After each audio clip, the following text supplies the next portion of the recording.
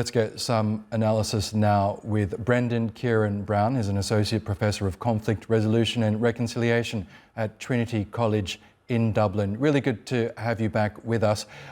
Firstly, can I get your reaction to this delay in the implementation of this long-awaited ceasefire? We already have confirmation from on the ground in Gaza that at least 8 Palestinians have been killed in the latest Israeli attacks. What's your response to that? Well, yeah, thanks as always for having me join you. It's a very important day. It's a day that many of us were hoping for and calling for as soon as October last year. I mean, my response is, can you actually believe that we're waiting so long for this? I mean, it's absolutely disgraceful. I mean, this can you imagine what it must be like to be sitting in Gaza at this moment in time, praying and hoping that this ceasefire deal gets up and over the line? I mean, it's absolutely scandalous that people are being killed still as this agreement is in place. So, I mean, I really hope that this gets done. I really hope that this moves forward quickly. I really hope that people can begin the awfully arduous process, which will be rebuild and rebuilding their lives and moving forward. But I cannot imagine what it's like. And I just send all my strength to my friends that have families in Gaza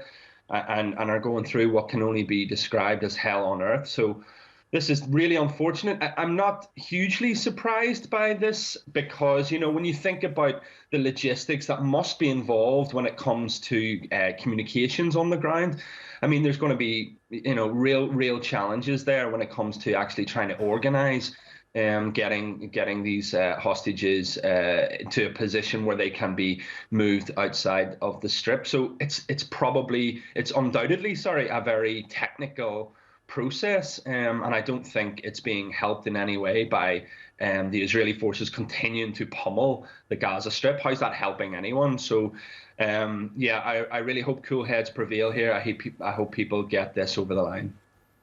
Yes, and in fact, we are hearing from one of our correspondents that mediators from both the Egyptian and Qatari sides are now scrambling to get this ceasefire deal implemented. We know it was Egypt, Qatar and the United States who were responsible for brokering this deal. A lot of hope behind this agreement initially.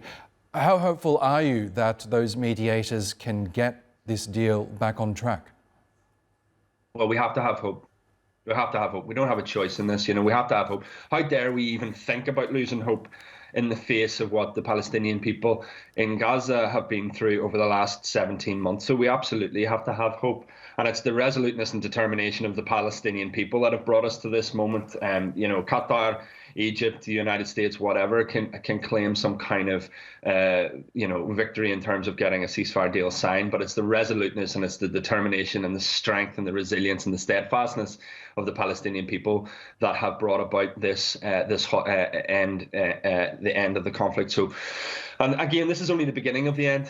Always remember that this is only the beginning of the end. This ceasefire has to lead to a full ending of the siege on the Gaza Strip. It has to lead to the full realization of the rights of the Palestinian people that have been denied for over 76 years. There has to be a sense of some kind of resolution that is long-term, that is justice-oriented, that allows Palestinians to live, you know, lives that we take for granted. So yeah, we remain hopeful. I'm sure that we can get sensible heads here and get this done because it's absolutely critical. The Gaza Strip is absolutely decimated by 16 months of unchecked, wanton, genocidal destruction that has been meted out on the Palestinian people. So it has to be done. And I really hope that this gets done. And we all have hope.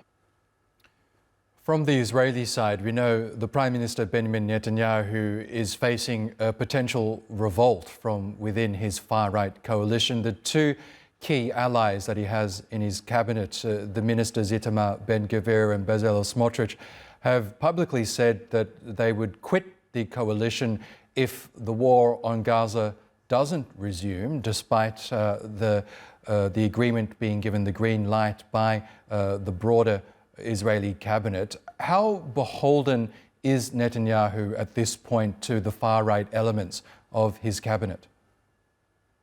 Well, the deal's already been signed off on. The deal's already been agreed. So whenever they left the cabinet or whenever they did their little protest, it's okay, fine, let them get on with it. But the deal's already been signed off. The delay has nothing to do with that. The delay is to do, as the resistance and Hamas have said, on the ground due to logistics.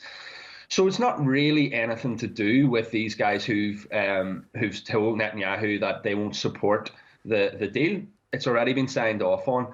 I mean, whatever the composition of this far right Israeli government is moving forward, that's up to them. The Israeli people need to turn around and vote these clowns out of government. They need to turn around and say, not in our name. We do not want to be led by these people. These people have led the Israeli people down this track of utter destruction. I mean, how can anybody want them to be the people that represent them? So it's up to the Israeli people to make sure that these guys pay for it at the ballot box at the next elections. So we'll see what happens. But at the end of the day, this deal has been signed off on by the Israeli cabinet. It is ready to be implemented. It should be implemented. It has been a painful task for a lot of people. There's been concessions all over. And that's what happens at negotiations. There are concessions. People have to give to get to this point. And so we'll see what happens.